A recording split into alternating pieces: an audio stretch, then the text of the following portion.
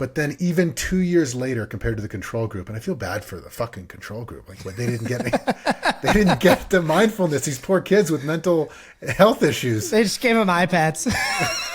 Jesus. But anyway. Okay, so let's record the intro now. So what did Milkless? Because I think we start with the name. Two dads. We love our kids, but then we also need them to know that we're like pretty cool, and it's not like a wimpy podcast. So, hey. Hey, Milkless. Hey, welcome. Hey, Milkless. Call the audience, Milkless. What's up, Milkless? Max coming at you. What if that's it? That's our first take. All right, Matt, today we are talking about meditation. We're talking about how just this morning I put my fingers together and levitated off the fucking ground. Matt. That's what meditation is. That's what it is. It's levitation. Basically, we talked about it on a couple episodes ago that we were going to try meditation. Now, did you also try meditation, Matt? No, I've been doing other conscious things to try to find calm, but I have not done traditional meditation. Okay, we did say that this is what meditation is all about. I wish you weren't a fucking people. Liar. I know. I never committed to this. The people are paying us $79.99 for feet pics and us making good on our priorities, on our promises that we will meditate and report back on how it went. Thanks for being a total sham host. Oh, speak to me, enlightened one, who also likes to shout at his friends.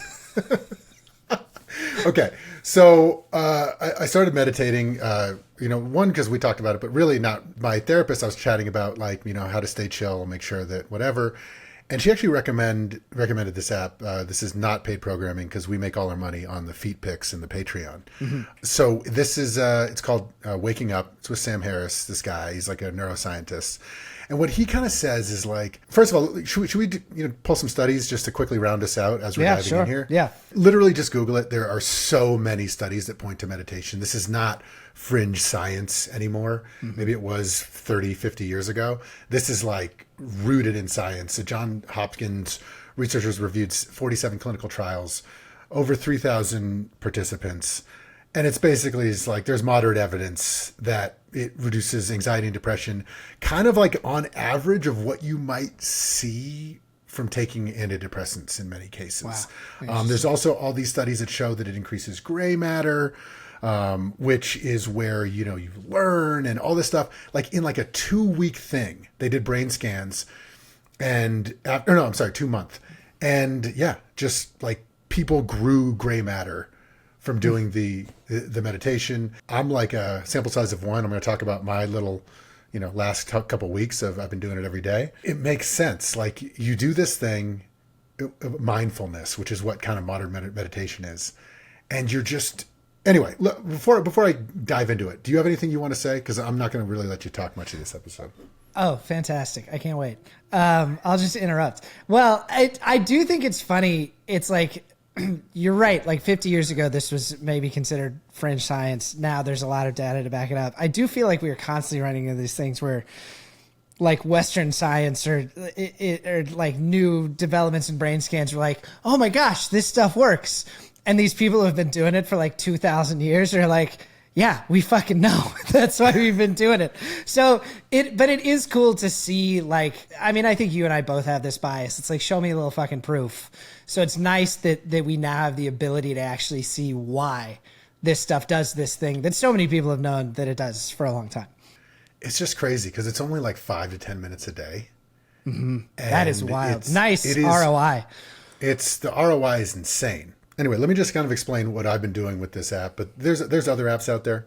Well, the thing I like that this some people even meditate without an app. Sorry, go ahead. No, true. And that's what this guy kind of says is look, there's just to really, really oversimplify it. What Sam Harris says kind of in it, because it's a whole app that one does the meditation, but also kind of has a podcast element to it. So you can kind of listen after and kind of learn about it. It's kind of expensive. I forget what it was, but it was something $50 for a year or maybe even more. It was kind of high, but you can try it free for a few weeks or something. But basically what he kind of talks about is there's, to really oversimplify it, there's like two styles of mindfulness meditation. There's like super kind of like religious or spiritual or dogmatic. And that kind of gets wrapped up in like things that are not scientific, very spiritual elements and, not really sciencey. But then there's this other side that's like very American, like just like, here's the app, here's the benefits. You see these fucking studies? Yeah, just fucking do the meditation and reap the benefits.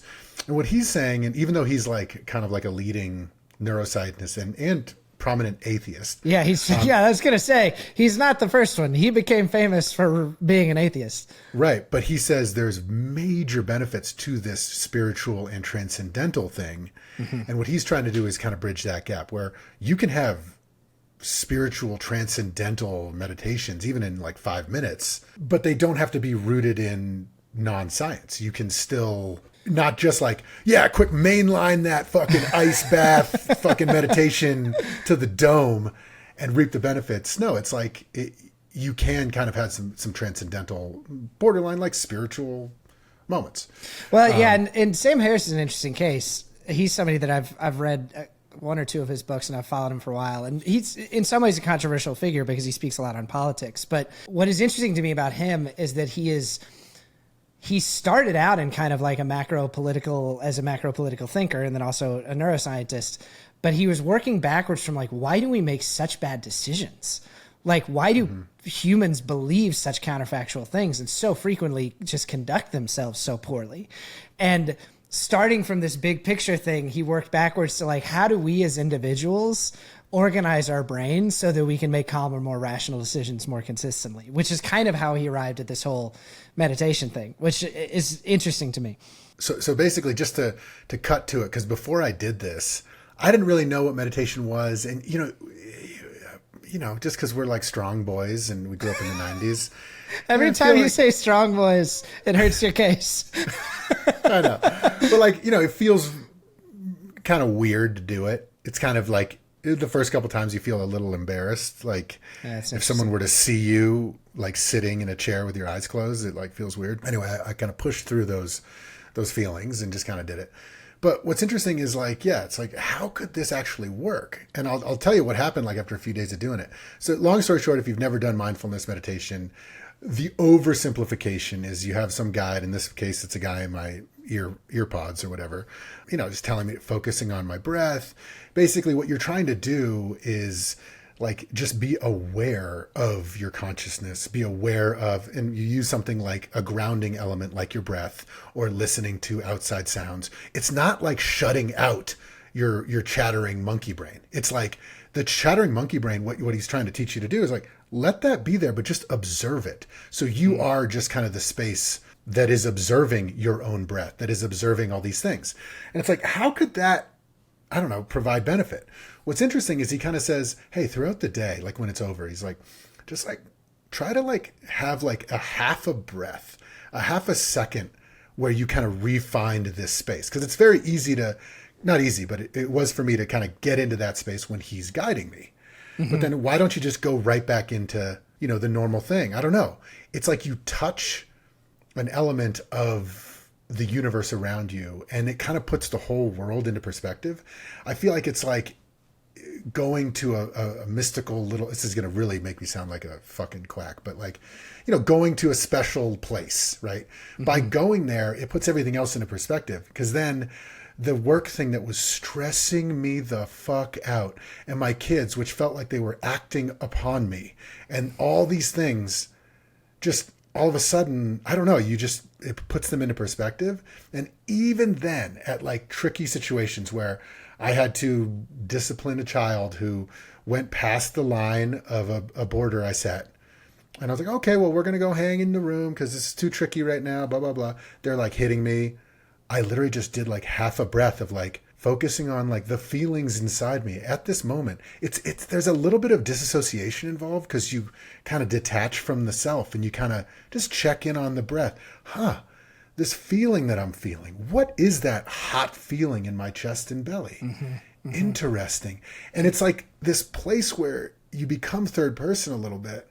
And it's weird. We've said it over the years, over the year, over the years on Milkless, like sometimes when we do our best at being, not freaking out on the kids, that's when we do see ourselves in third person. So there's some parallels here. But there's anyway, like a noticing or an awareness that you're training. There's a decent, at the times when I've been good and regular about doing yoga, what I've noticed is, one, the time when I'm doing yoga feels very good and is good for me and is good physically. But I also just throughout the day will notice like, oh, I'm holding my shoulders kind of up by my ears. Like, relax your shoulders. Or like I'm doing this certain thing. I'm holding tension in some way in my body. And I wonder if meditation is kind of the same kind of practice for your mind. You just get yourself in the habit of noticing yourself. And for yoga, that's kind of a physical thing that also, of course, bleeds into the mental spiritual. And for meditation, it's more, noticing the habits of your emotions or your thought patterns. And dissociation kind of has a negative connotation to it, but I know exactly what you mean. It is giving you a step of remove from those experiences so that your anxiety or your tension or your frustration is not just the truth of yourself and the universe. It is a thing that is a part of yourself that you are feeling that you can notice. And there's another part of yourself that gets to notice it, Right. And that's the thing is like what this guy is saying is like, it's not just stuffing it all down and like, oh, if someone walks in and you hear a voice, I just ruined my Zen. He's like, no. That is just like your breath that you can, observe. And even if you can understand what the words are being said, you can meditate next to a loud construction site. Like you probably look again like a fucking weirdo, but like, I don't know. But who cares? Right. I don't know. We're 40. We're in our 40s. We get to look like weirdos if we feel like it. Yeah. But so, I don't know. It was just bizarre to me that I was like, look, I'm going to do it for a week, see what happens. I knew all the data, but then all week, I'm juggling a lot of things. I'm starting a sports league in town called City League, PC. We got to talk more about that at some point here. Totally. Started a new job. I'm doing this fucking podcast, making me take the pictures of the feet every day and send them out to our Patreon. We got to pay the bills. $79.99. It's tough, but like the whole week it was like totally easy because I'm observing, hey, how does this feel? I don't know. You feel like you're less like along for the ride with your feelings, oh, I'm just on this mechanical bull that is my anxiety that kind of wells up. And what was interesting is because I have it in my routine now after the kids get dropped off at school or I drop the kids off. So I didn't do it over the weekend. And by like Sunday night, I got some Sunday scaries. You all turned up? Yeah. Yeah. I was like, what is that? And I did a Sunday afternoon, evening meditation, brought me right back in. So it's like very strange. I'm super excited about it. I'm definitely going to keep doing it, but highly recommend that Waking Up app. Actually, you know what? I can post a 30-day free trial. Do it. In the thing, because in the show notes. So check the show notes. I've now pasted a 30-day free trial because any user can 30 dirty. 30 dirty free trial. Again, no paid promotion because as you know, we are entirely self-funded by our Patreon for $79.99 a month. Just kidding. There's no Patreon. It's all free. And Sam Harris wouldn't fuck with us because he's got a podcast with way more listeners than we do. So we're good. It's funny you talking about that, like Sunday, that anxiety creeping back. And I remember years ago, a friend of mine, Prip, father of one, talking about, and he worked in New York and for a VC firm for a long time. He worked in super high stress environments. And I remember him telling me the CEO of his company meditated for 20 minutes every day in the middle of the workday. And somebody once asked him, like, how can you afford that time? How do you justify that almost? And his response was so perfect. He said, I cannot afford not to. I don't know how anybody affords not to, because what it gives me the rest of the day is unbelievable, which is exactly the experience you have had. This episode is brought to you by the Milkless Patreon. If you want to keep listening, it's only going to cost $79.99 per month, we're going entirely offline, so you can no longer listen unless you pay $79.99 per month. Just kidding, it's fucking free. We're actually losing money on the episodes, but we love doing it for you. All we want is for you to tell a friend. Think about that one friend who listens to podcasts. They told you about serial podcasts. They told you about, and it's like, tell them about one. Yeah. And it's milkless. Just return the favor. The $79.99 does get you feet pics from Max. So if you're into that. Totally. Well, and one other kind of fun thing that I'll mention, but before we get into meditation for kids, because I realize I want to do it with the kids. I know that I asked them if they've done it, and they're like, yeah, we've done it at like school or like kid yoga. I'm like, shit, they've meditated. So there's some really good studies that we can dive into around kids meditating and how that's super helpful. Really cool studies. But before, this last little like funny thing. So yesterday I did have like 1 to 2 seconds though, where I did this weird thing, like right towards the end of the 8 or 9 minute meditation where You got a boner? Sorry. Pretty much. I became the space. And got this flush of endorphins. Yeah. And my body freaked out. It was like when you realize you're dreaming and you wake up really suddenly. Yeah.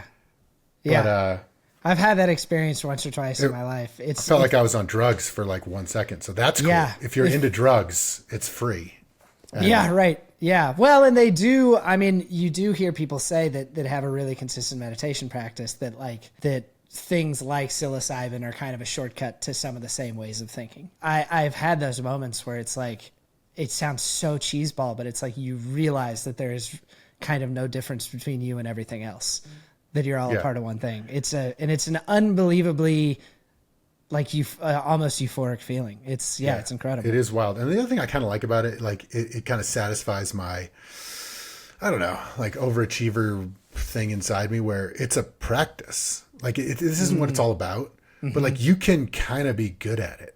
Or bad at it. So I'm like, okay, let's really fucking get in there, and all you need is a chair, you can sit on the floor on a cushion, but like, oh, okay, here we go. I'm going to go real deep. There's no right or wrong answer. You can't really do it wrong, but yeah, it's funny. I do feel like we're often like trying to rebrand things that like are a little woo to make them like for the high achieving male, Yeah. But we do, I think we both have, perhaps a little bit of a negative tendency in that direction. So it's helpful in the ways we justify to ourselves what should be very easily justifiable, which is like 10 minutes a day to make yourself more of a whole human being. Yeah. Well, I had a friend of a friend who I met at a birthday party who also put this in my head like 3 or 4 months ago. And, he had heard about Milkless and he was just like, honestly, this is like someone who really meditates and has done it like seriously, like overseas and stuff, and is way into it,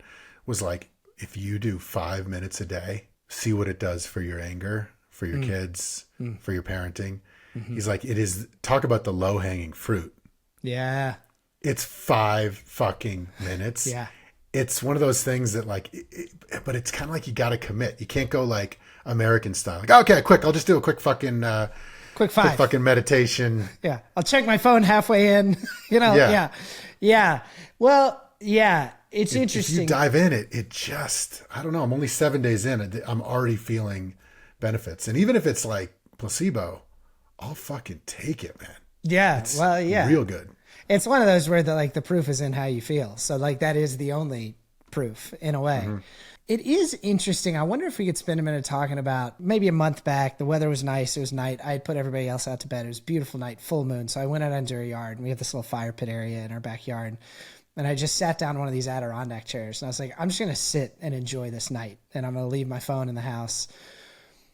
And it was amazing to me how hard it was. Like how much my body rebelled against that stillness. And I think that is an interesting thing because it's funny. Yeah. When you talk about it like this, it's like, yeah, it takes about 5 minutes a day and it'll totally change your life. And it has about the same impact as taking an antidepressant that people spend all kinds of money on and have side effects and whatever else. Like it's insane that everyone doesn't do this, but I do want to acknowledge that there is something hard to overcome about like, and I don't know quite what it is. And maybe it's something related to like, you're just going, maybe particularly at this phase of life and you have young kids and work. And there has been a hump for me anytime I've tried to do something like this to allowing myself stillness. It's strange. Yeah. I think for me, again, I'm like selling this fucking app. Because it's like day 1, day 2, and there's like 7 minutes, 9 minutes. Because when I'm, it taps into that, like I'm on a program. Let's do the next thing. Yeah. Like the achieving max can just follow that thing. And then I get kind of transported to this person who's showing me how to do this sort of thing. Yeah. And framing it within that doesn't ultimately take away from the experience once you're doing it. It's like, that's the carrot that you need to fucking actually do it. But then once you're doing it, you're really doing it. Yeah. And I think that, like, to your point of like, why don't we do it? It's one of those things that, like, again, it has poor branding. I know I'm always saying it, but it's like meditation. When I picture it, it's kind of like, it's like weird people. Like I said, like if I did it on a park bench and someone walked by, I'd be embarrassed or something. Do you know what I mean? I do. I feel it, as you know, I'm a little more woo-woo than you are. I don't feel that. The hump that I feel that I have to get over, I've just known enough people who are like the kind of, who I really admire, who do meditation, that I don't hold any negative connotation with it. It's a different hump for me. And one of the reasons I'm interested about this, and this will transition well into what you mentioned earlier about your kids. Oh, it's funny. My oldest daughter came home from school and she had this feather. And I was like, oh, where'd you get that pretty feather? And she's like, oh, Miss Audrey brought it. And I was like, oh, who's that? I don't think that was her actual name. But I was like, oh, who's that? And she's like, oh, she comes every other week. She's our mindfulness teacher. I was like, oh, dope. But so and I think you and I share this, and we talked about this before. Like, I am not particularly wired for calm. It's not like one of my great strengths. Same. I think it's the flip side of things that I really do like about myself. We got a lot of energy. We get excited about things. It helps with leadership, stuff like that. But calm does not come naturally to me. And this is something that I've seen in my oldest daughter, who I've mentioned before is very similar temperamentally to me. But I am realizing in my old age that, like, my great challenge in life is to find calm and to manage anxiety. But like, here's the thing. You're the one who's, like, again, so accepting of all the yogis out there levitating on the park benches. But then why don't you take care of yourself? Why don't you do it? If you believe it. Like, I feel like, weirdly, I have more of an aversion to the woo-woo stuff, but then I'll do it. And you're, like, so accepting, but then inside you're like this, like, that's fucking pussies. I'm not a pussy. But that's what I'm saying is that's not the hump that I have trouble getting over. It is something about, like, my body rejecting the act of being calm. Like, and here's why I'm able to articulate that, as I see exactly this in my daughter. And we had a fight about it last night as I was trying to get in her bed, because she was just finding one more thing. And, like, when she gets tired, she starts doing handstands. Like, there is this thing in her that fights relaxation and fights calm. And I remember one time at bed, she was doing this and I was like, baby, can you, like, just take a deep breath with me? And I went to take a deep breath. And she kicked both of her legs up in the air, put her face in her pillow, and screamed as loud as she could. And it's like, and so when we got in this fight last night, and I was like, you need to like, we need to be working on ways to, like, find some calm sometimes. Sometimes it feels good to be calm. And she got so angry with me. And she was basically like, my body doesn't like it. Do you not want me to listen to my body? My body does not want to be calm. My body never wants to be calm. And it was a shitty argument because it was bedtime. And I was like, oh my God. But, like, I left, and then when I came back to check on her, I was like, I think the reason that this is hard for me is that I know how important it is to be able to find calm in your life. I am learning this, and it's very hard for me, and I'm not good at it, and my body doesn't naturally want to do it either. But I was like, I kind of said what you've been saying, which is like there are things you can practice to do it. Like your body doesn't just get to tell you to be turned up all the time. And so we made an agreement to like start to try to find ways to be calm together. Yeah, love it. And that's why you can do it with her. This dovetails perfectly in with some of the data on kids. It's just as beneficial to kids, if not more. There was a study in Sweden lasted 8 weeks, and the kids 9 to 14, they had like some moderate mental health issues. But there's also been studies with, kids without mental handicap issues. But this one, basically, they did an 8-week class for mindfulness, and then, anxiety levels dropped significantly. But then even 2 years later, compared to the control group, and I feel bad for the fucking control group, like they didn't get the mindfulness. These poor kids with mental health issues. They just gave them iPads. Jesus. But anyway, they died for our roundness. Edification. Yeah. But basically, even 2 years after, they still showed benefits. Yeah. So it's like, I've also been thinking, we have one of our kids who, develops like just mild tics, just kind of like little things like moving mouth or, and they rotate, like they're just like he drops one and then there's a new one 6 months later. I'm just kind of like, looking to the side or something like that. Little things like that. Again, this is not rooted in science, so don't take this as gospel or anything. But like, I've started thinking this week that like, doing a little mindfulness couldn't hurt with that. Mm-hmm. I mean, and in all these studies, even the one where they rolled up the 42 studies or whatever, there's never been a negative, like, oh shit, you just did mindfulness and now you have fucking schizophrenia. Like, there's never been a negative thing with it. Yeah. So, I think that it's something we're gonna work in there. Like, I don't know exactly if people have things, please hit us. If you're on Spotify, hit us in the comments, or if you can hit us on social media. But I'm just wondering, what we can do. There's Headspace for kids is something. There's Smiling Mind, which you might try. Mm-hmm. There's like Moshi, but that's more like a calm down story. So I think we're going to try some. There's also, I think, like one very easy practice I've seen my wife at times do with my daughter is just noticing things. So that's what we did. So after we had this argument last night, we talked about it on the drive to school today, because we ended in a good place, which is like, we both got to get better. I mean, to your point, I'm all talk and my follow through is fucking weak sauce. But on the way to school today, my daughter usually wants to listen to like fucking Turn Down for What. And it's just like, I'm like, all right, we'll trade off songs. But this morning we just put on nice, quiet music. And for the first half of our drive, we're like, let's just notice things out the window that we think are beautiful. And so suddenly we're noticing like the way a tree casts a shadow on a building, or the way the sun hits a certain thing. And then a couple of songs had ended, and I was like, all right, do you want to put on some of your fucking club music? And my daughter was like, no, let's just keep doing this. And I think like there's kind of ways to dip your toe in with just like noticing. Like all that is being present and being in the moment. It's just noticing. And it was the best drive to school we've had in a long time. Mm-hmm. But I think so much of it gets back to what you said, which is thinking of it as a practice, or like, and maybe for guys, this is particularly helpful, but like, no, it's like you're lifting weights. Like the more you do it, or it's like you're learning a sport, whatever it is, the more you do it, the better you're going to get at it. And oh, by the way, along the way, you're going to get these unbelievable things. Yeah, totally. And that's why I feel it now for myself. And now I'm like trying to point the laser at the kids. Mm-hmm. I feel what that CEO said.